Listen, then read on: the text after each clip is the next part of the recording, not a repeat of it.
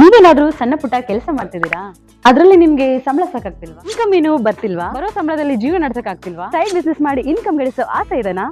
ಹಾಗಾದ್ರೆ ಚಿಂತೆ ಬಿಟ್ಬಿಡಿ, ರಿಯಲ್ ಎಸ್ಟೇಟ್ ಬಿಸ್ನೆಸ್ಗೆ ಬನ್ನಿ. ಬಿಡುವಿನ ಸಮಯದಲ್ಲಿ ಇನ್ಕಮ್ ಜೊತೆಗೆ ಲಕ್ಷ ಲಕ್ಷ ಸಂಪಾದನೆ ಮಾಡಿಕೊಳ್ಳಿ. ನಿಮ್ ಜೀವನದಲ್ಲಿ ರಿಯಲ್ ಎಸ್ಟೇಟ್ ಹೊಸ ತಿರುವು ಕೊಡುತ್ತೆ. ರಿಯಲ್ ಎಸ್ಟೇಟ್ ಉದ್ಯಮದಲ್ಲಿ ಹೆಸರುವಾಸಿಯಾದ ಎಸ್ಆರ್ ಡೆವಲಪರ್ ಜೊತೆಗೆ ಕೈ ಜೋಡಿಸಿ. ಎಸ್ಆರ್ ಡೆವಲಪರ್ ಅವರು ಲೇಔಟ್ ನಿರ್ಮಾಣ ಮಾಡಿ ಸೈಟ್ ಸೆಲ್ಲಿಂಗ್ ಅಲ್ಲಿ ನಂಬರ್ 1 ಸರ್ವಿಸ್ ಕೊಡ್ತಾರೆ. ಡಾಕ್ಯುಮೆಂಟ್ ಪರ್ಫೆಕ್ಟ್ ಇರುತ್ತೆ, ನಿಮ್ ದುಡ್ಡಿಗೆ ಗ್ಯಾರಂಟಿ ಇರುತ್ತೆ, ನಿಮ್ ಫ್ಯೂಚರ್ ಸಹ ಚೆನ್ನಾಗಿರುತ್ತೆ. ಇವರ ಲೇಔಟ್ಗಳು ಇರುವ ಸ್ಥಳ ಲಿಂಗಸ್ಕೂರು, ಮಾನ್ವಿ, ಹಟ್ಟಿ, ಕವಿತಾಳ ಹಾಗೂ ಶಹಾಪುರ. ನೀವು ಯಾವ ಲೊಕೇಶನ್ ಆದ್ರೂ ಕೆಲಸ ಮಾಡಬಹುದು. ಒಂದು ಕರೆ ಮಾಡಿ ಅಥವಾ ಕಚೇರಿಗೆ ಭೇಟಿ ನೀಡಿ. ನೀವು ಒಳ್ಳೆ ಉದ್ಯಮದಲ್ಲಿ ಭಾಗಿಯಾಗಿ ನಿಮ್ಮ ಲೈಫ್ ನ ಲೀಡ್ ಮಾಡ್ಕೊಳ್ಳಿ. ಕುಲಪತಿ ಡಾಕ್ಟರ್ ಹನುಮಂತಪ್ಪನವರು ಗಣ್ಯರನ್ನು ಸ್ವಾಗತಿಸುವಲ್ಲಿ ಹಲವು ಎಡವಟ್ಟುಗಳನ್ನು ಮಾಡಿಕೊಳ್ಳುತ್ತಾ ಸಾಗಿದರು.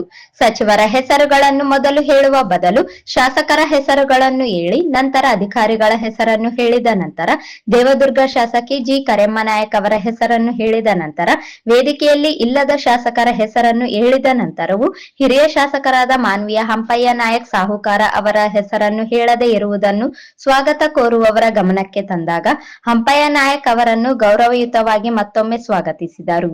ಈ ವೇಳೆ ತಮ್ಮ ಸಿಟ್ಟನ್ನು ಹಂಪಯ್ಯ ನಾಯಕ್ ಅವರು ವೇದಿಕೆಯಲ್ಲಿ ತೋರ್ಪಡಿಸುತ್ತಿದ್ದಂತೆ ಕೆಲ ಸಂಘಟಕರು ಮುಜುಗರ ಅನುಭವಿಸಬೇಕಾಯಿತು.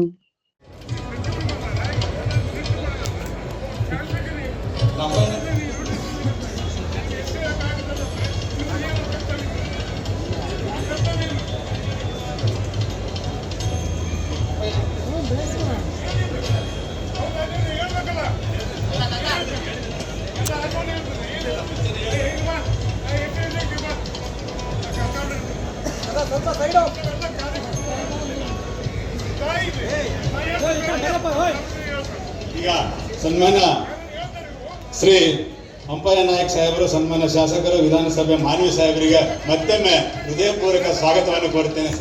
ದಯಮಾಡಿ ಕ್ಷಮಿಸಬೇಕು, ಏನಾದರೂ ತಪ್ಪಾದ್ರೆ ನಮ್ಮ ಕಡೆಯಿಂದ. ನಮಗೆ ಒಂದ್ಸತಿ ಹೇಳಿದೆ, ಮತ್ತೊಂದ್ಸರಿ ತಮಗೆ ಮತ್ತೊಮ್ಮೆ ಸ್ವಾಗತ ಕೋರುತ್ತೇನೆ. ತುಂಬ ಎಲ್ಲ ರೈತ ಬಾಂಧವರ ಪರವಾಗಿ, ನನ್ನ ವೈಯಕ್ತಿಕ ಪರವಾಗಿ, ವಿಶ್ವವಿದ್ಯಾಲಯ ಪರವಾಗಿ ನಮ್ಮ ರೈತ ಬಾಂಧವರು, ಈಗ ಆಗಮಿಸಿರ್ತಕ್ಕಂಥ ಎಲ್ಲ ಮಳಿಗೆಗಳ ಒಂದು ಮಾಲೀಕರಿಗೂ ಮತ್ತು ಮತ್ತೊಮ್ಮೆ ಎಲ್ಲ ಸಮಸ್ತ ನಾಗರಿಕರಿಗೂ, ವಿದ್ಯಾರ್ಥಿಗಳಿಗೂ ಮತ್ತೊಮ್ಮೆ ಮಗದೊಮ್ಮೆ ತುಂಬ ಹೃದಯದ ಸ್ವಾಗತವನ್ನು ಕೋರುತ್ತಾ ನನ್ನ ಸ್ವಾಗತ ಭಾಷಣ ಮುಕ್ತಾಯ ಮಾಡಿದೆ. ಜೈ ಹಿಂದ್, ಜೈ.